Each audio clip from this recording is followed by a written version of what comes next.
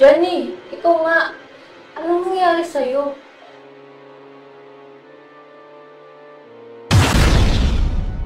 Hindi ko alam. Basta, naramdaman ko nagkagalit na ako.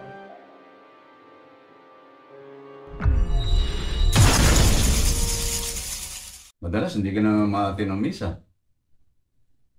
Hindi ka na sumasali sa rosary time natin.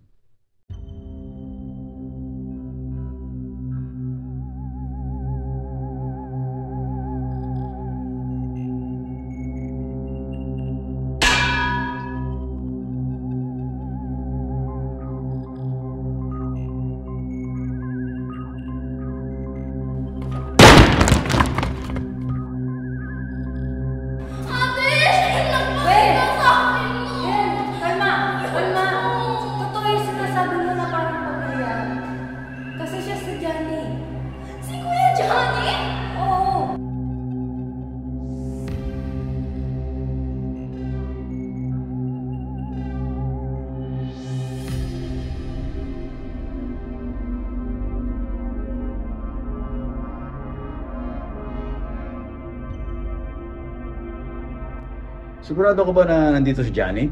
Opo, Father. Dito ko po siya lagi nakakausap. Kasi, napanaginipan ko siya nung isang gabi. Humingi siya sa akin ng tulong.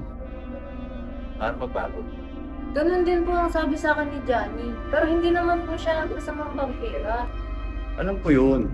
Kahit anong magpaman, alipin pa rin siya ng kadiliman.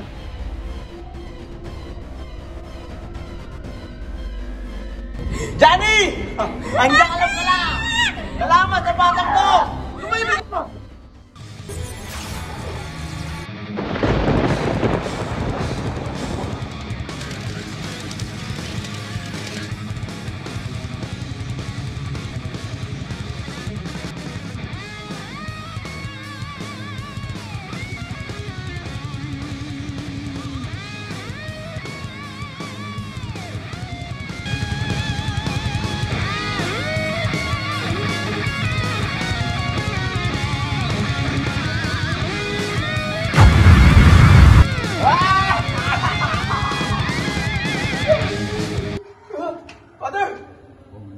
Takutin yan. Wala kang karapatang gamitin sa akin yan!